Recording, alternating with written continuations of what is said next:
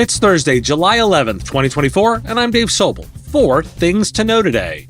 No advisory roles for Microsoft or Apple on OpenAI's board despite their investments. The federal judge who delays the FTC's non-compete ban implementation amid a legal challenge.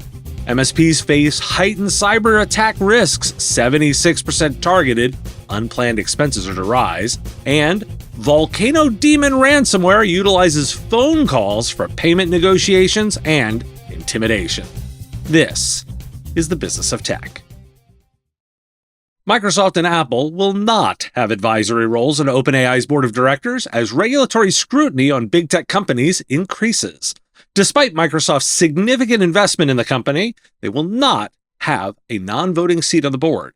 Apple's plan to take an advisory board role has also been canceled. OpenAI confirmed that its board will have no advisory seats in the future. And while that's the headline, let me do a bit more OpenAI updates. A hacker breached OpenAI's internal messaging systems, stealing details about the design of the company's AI technologies in an incident discussed at an all-hands meeting in April 2023. While no customer or partner information was stolen, concerns were raised about the potential for foreign adversaries, particularly China, to steal AI technology that could pose a threat to national security. OpenAI executives did not publicly disclose the breach, but faced internal criticism regarding security measures.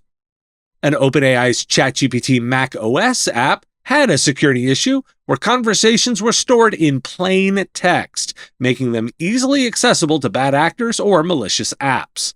After being alerted to the issue, OpenAI released an update that encrypts the chats to address the problem. The app no longer allows access to conversations in plain text. OpenAI may review ChatGPT conversations for safety and training purposes, but this access should not extend to unknown third parties. Why do we care? Board governance is becoming a significant factor to the vendors that service providers are using, and it's worth keeping an eye on. The breach of OpenAI's systems and the subsequent internal criticism raised serious concerns about cybersecurity in AI development. With the potential for foreign adversaries to exploit stolen AI technology, this highlights why CISA's initiatives to drive security into product development matter. Add a dash of lack of security in their new Mac OS app to that as well. Today's episode is supported by Huntress. You want to focus on your clients and are always looking for ways to get more time. Use Huntress's fully managed cybersecurity platform to fight off cyber threats.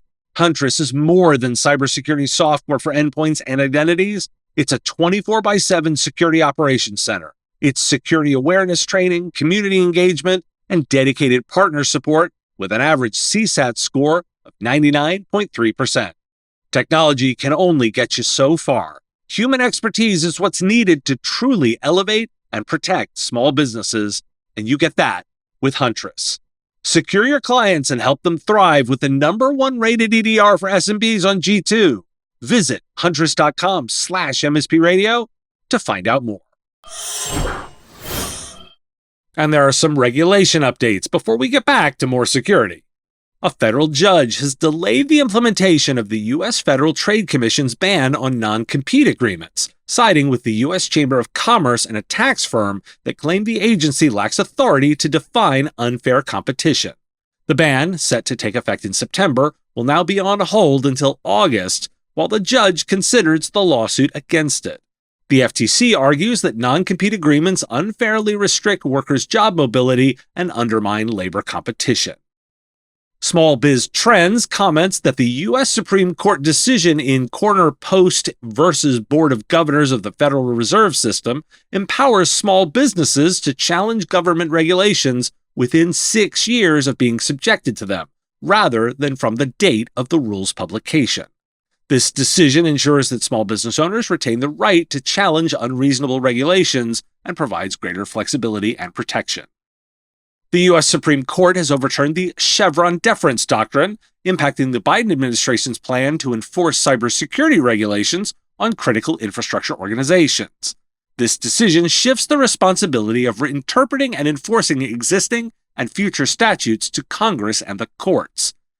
The ruling challenges the executive branch-led strategy requiring organizations to practice basic cybersecurity through new interpretations of existing law.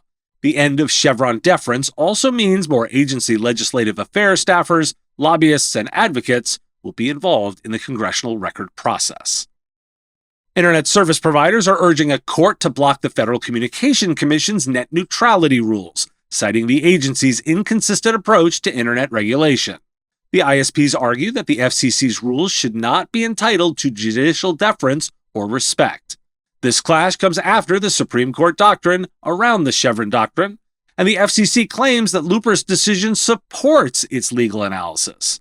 At the same time, the ISPs argue that the FCC's repeated changes in its stance on Title II regulation undermine its credibility. Former President Donald Trump's platform, adopted by the Republican National Committee, includes a promise to repeal President Biden's executive order on artificial intelligence. The executive order, signed last fall, established requirements for federal agencies and AI designers. However, the Republican platform criticizes it as dangerous and supports AI development rooted in free speech and human flourishing. Biden's AI-focused executive order has bipartisan support, but some tech companies and Republicans are seeking to derail it.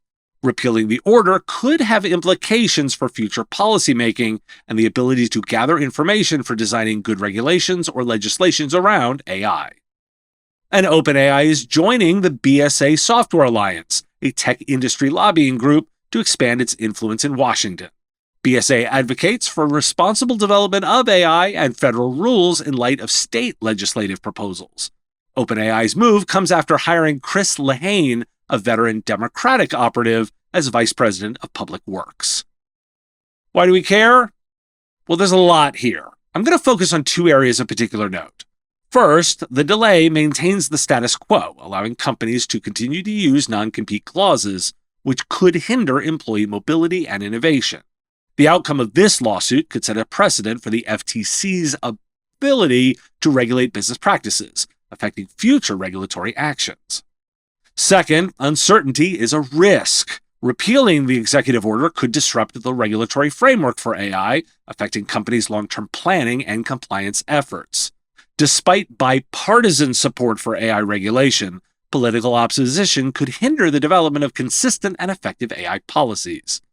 While the platform says it will repeal the EO, it doesn't really detail what it would do. I'd proceed assuming the EO stands, regardless of your political affiliation. According to Netrix's 2024 Hybrid Security Trends Report, MSPs are facing more dire consequences from cyber attacks than other industries. The report reveals that 76% of MSPs experienced a cyber attack in the past year, with 51% dealing with unplanned expenses and 31% experiencing a loss of competitive edge. User account compromise and ransomware attacks were common in the cloud and on-premises, respectively. The report emphasizes the need for in-depth training and improvement in identity governance and administration for managed services in order to maintain their competitive edge and reputation. According to a report by Orange Cyber Defense, cyber extortion victims have grown by 77% in the past year, with small businesses being impacted 4 times more often than medium and large businesses combined. The healthcare industry has seen the highest growth rate at 160% year-on-year. The report also highlights the emergence of re-victimization as a concerning trend and raises concerns about the potential impact of generative AI on the cyber extortion threat. And millions of Apple devices were left vulnerable to critical vulnerabilities in the CocoaPods dependency manager for nearly a decade. These vulnerabilities allowed attackers to claim ownership of unclaimed pods, execute arbitrary code, and hijack sessions, potentially compromising iOS and Mac OS devices worldwide. The vulnerabilities were only patched in October 2023, after lying dormant since 2014. And Enable has signed the Cybersecurity and Infrastructure Security Agency's Secure by Design Pledge, demonstrating commitment to enhancing security in products and services. The pledge focuses on integrating robust cybersecurity practices such as multi-factor authentication and reducing vulnerability classes. Why do we care? I'll call out that security as a competitive edge is sales speak. I don't buy it. It's table stakes, sure, but it's not a competitive advantage. Now, Secure by Design is a great first step in the process. It's voluntary and without enforcement. We're watching which players join the list. Now, disclosure, I'm an Enable shareholder. Note Apple has supported the pledge too, perhaps the reason they addressed this in an increased attention way. Google now allows high-risk users to enroll in its Advanced Protection program using a single pass key, utilizing biometric authentication on Pixel phones or iPhones. Previously, 2 physical security keys were required.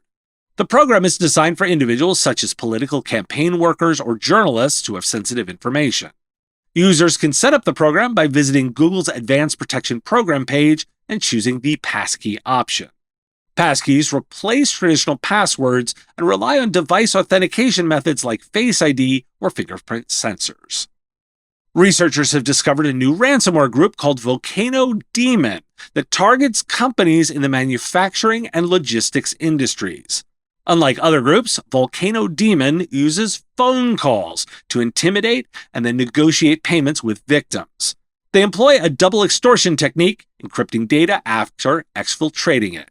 The group is challenging to track and has conducted at least 2 successful attacks. It's unclear if they operate independently or are affiliated with a known ransomware group. Why do we care? Well, 2 new tactics: the ability to lock down highly sensitive users and the new tactic of leveraging phone calls for intimidation. That's why we care.